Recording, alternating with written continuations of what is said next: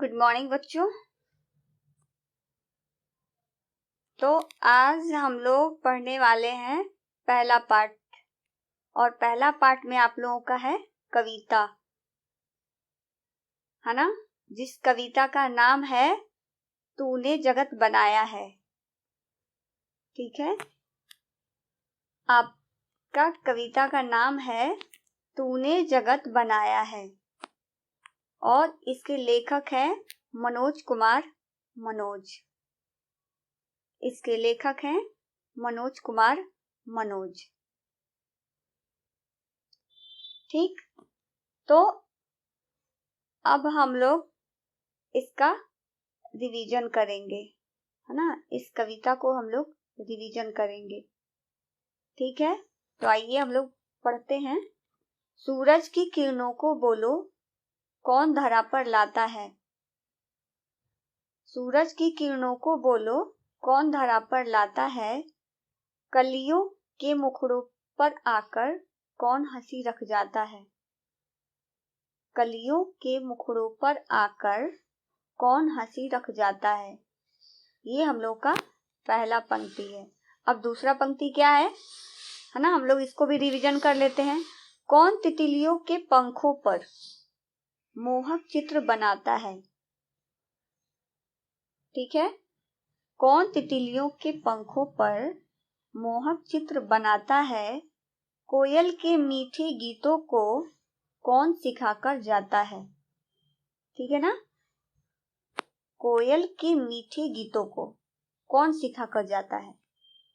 तो पहले हम लोग पहला पंक्ति का भाव समझते हैं। सूरज की किरणों को बोलो कौन धरा पर लाता है ना। कलियों के मुखड़ों पर आकर कौन हंसी रख जाता है। सूरज की किरण को, है ना, कवि जो हैं वो कह रहे हैं कि सूरज की किरण को बोलो कौन धरा पर लाता है। बताओ, है ना, कि इसको किरण को, सूर्य की किरण को कौन धारा पर लाता है और कलियों के मुखड़ों पर आकर कौन हंसी रख जाता है। कली यानी कि फूल के जो चेहरे होते हैं, मुखड़ा जो होता है, उस पर कौन हंसी रख करके जाता है। कवि हमारे कह रहे हैं, है ना। तो ये आप लोग का भाव है। ठीक है, कि सूरज की किरणों को जो है वो धारा पर कौन लाता है। बताओ आप लोग, है ना। कली के मुखड़ों पर, कली के चेहरे पर, है ना, जो फूल होता है, जो पूरा खिला नहीं होता है, उसको कली कहा जाता है। तो उसके चेहरे पर बताओ कौन हंसी रख करके जाता है। ठीक है, अब दूसरा पंक्ति का भाव हम लोग जानते हैं क्या है।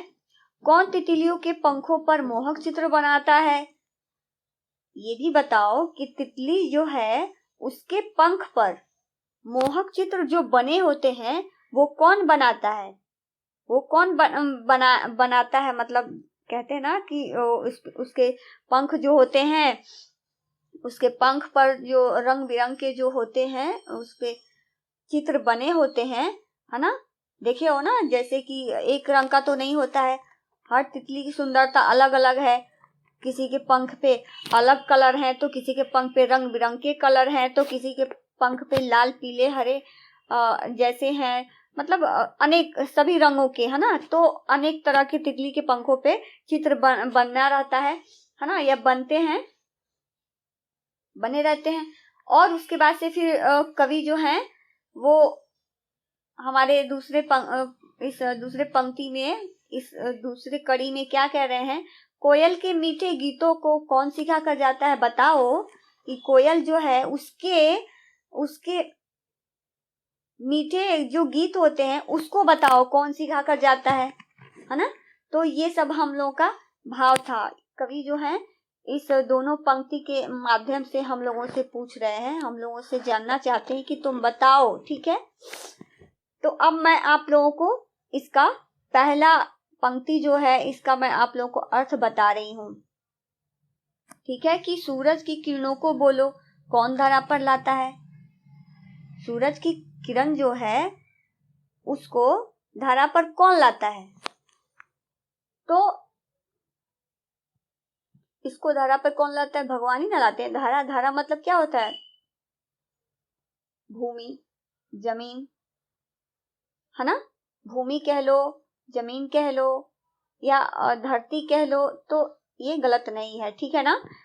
तो इसे हम लोग कहते हैं धारा, ठीक है ना? कलियों के मुखड़ों पर आकर कौन हंसी रख जाता है?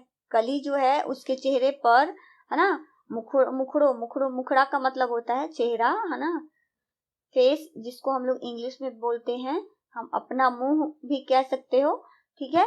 तो उसी को हम लोग बोलते हैं कि कलियों के मुखड़ों पर आकर कौन हंसी रख जाता है। बताओ, कली जो है, फूल जो है, जो खिली नहीं होती है, उसके चेहरे पर बताओ कौन हंसी रख के चला जाता है ना? ये कवि हम लोगों से पूछ रहे हैं इस कविता के माध्यम से, ठीक है ना? फिर क्या है? कौन तितलियों के पंखों पर, है ना, कह रहे हैं कवि दूसरे पंक्ति में कि कौन तितलियों के पंखों पर मोहक चित्र बनाता है? कौन है वो जो तितलियों के पंखों पर मोहक चित्र बनाता है? कोयल के मीठे गीतों को कौन सिखा कर जाता है? बताओ, कोयल जो है उसके जुबान पे मीठे गीत कौन सिखा कर जाता है? अगर मान लो कि रात हो, सुबह हो ही नहीं, तो क्या उस वक्त ये कोयल जो है वो गाएगी? नहीं गाएगी। वह सुबह होते ही गाती है। क्यों गाती है? क्योंकि वो खुश हो जाती है ना। वो सुबह जो होती है उस समय वो रोशनी को देखकर, प्रकाश को देखकर क्या हो जाती है? खुश हो जाती है। और खुश होके वो क्या करने लगती है?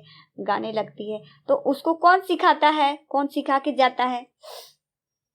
ठीक है, तो ये हमारे कवि जो है मनोज कुमार मनोज, वो हम लोगों से ये बात कह रहे हैं, पूछ रहे हैं कि बताओ, ठीक है? तो आप लोगों को इतना समझ में आ गया होगा, है ना? तो अब मैं आप लोगों को बता दूं कि मैं आप लोगों को ये अर्थ बता रही थी, ठीक है? मैं आप लोगों को भाव बता चुकी हूँ, अब मैं आपको इसका अर्थ बता रही थी अभी अभी, है ना? ये दोनों पंक्ति का अभी अभी अर्थ मैं बता रही थी, ठीक है? तो अब आप लोगों को मैं बता दूं कि इस कविता को आप लोगों को याद करना है, ठीक है ना? ये होमवर्क मैं आप लोगों को दे रही हूं कि क्योंकि अभी हमारा जो चैप्टर है वो खत्म नहीं हुआ है ना? तो इसलिए मैं आप लोगों को मौखिक ही दे रही हूं इसका होमवर्क कि ये कविता, पूरा कविता जो है, इसको आप लोगों को याद कर लेना है, ठीक है? और मैं इसे आप लोगों से क्लास में, जब स्कूल खुलेगा तब मैं आप लोगों से सब किसी से ये कविता सुनूंगी, ठीक है ना? ये पहला हमारा जो पाठ है, तूने जगत बनाया, तो मैं आप लोगों से स्कूल खुलते ही ये पाठ की कविता जो है मैं आप लोगों से सुनूंगी। इसलिए मैं आप लोगों को ये याद करने के लिए बोल रही हूँ और होमवर्क भी दे रही हूँ, ठीक है ना? याद करके आप लोग को होमवर्क में यही लिखना है बिना देखे, ठीक है? क्योंकि अभी हमारा चैप्टर खत्म नहीं हुआ है, ठीक है? और इसका तीसरा पंक्ति और चौथा पंक्ति जो है वो हम लोग नेक्स्ट वीडियो में पढ़ेंगे, है ना? ठीक है ना? तो आप लोगों को समझ में आ गया होगा, है ना? आप लोगों का पाठ मैं फिर से रिवीजन कर दे रही हूँ कि आपका कविता का जो नाम है, आपका ये कविता जो है, इस कविता का नाम है तूने जगत बनाया, ठीक है ना? मैं आप लोगों को फिर से याद दिला दे रही हूँ कि ये कविता है, ठीक है? और इस कविता का नाम है तूने जगत बनाया। जगत मतलब आप लोग जानते ही है ना, संसार, दुनिया, ये सब आप लोग सब जानते हैं। तो और जगत के बारे में मैं आप लोगों को फिर ये चैप्टर खत्म होने के बाद लास्ट में बता दूंगी कि जगत शब्द जो है वो हम लोग दो जगह पे प्रयोग करते हैं, लेकिन दोनों जगहों पे अलग अलग अर्थ निकलता है। ठीक है, तो ये मैं आप लोगों को लास्ट में बताऊंगी, क्योंकि अभी हम लोग का चैप्टर जो है वो पूरा खत्म नहीं हुआ है। बस आप लोग को इतना ही करना है कि आप लोग को ये पूरा कविता याद कर लेना है, और मैं आप लोगों से ये स्कूल खुलते ही मैं आप सबसे ये कविता क्लास में सुनूंगी। ठीक है, ओके, आज के लिए इतना ही। मिलते हैं हम लोग फिर नेक्स्ट वीडियो में। Okay okay.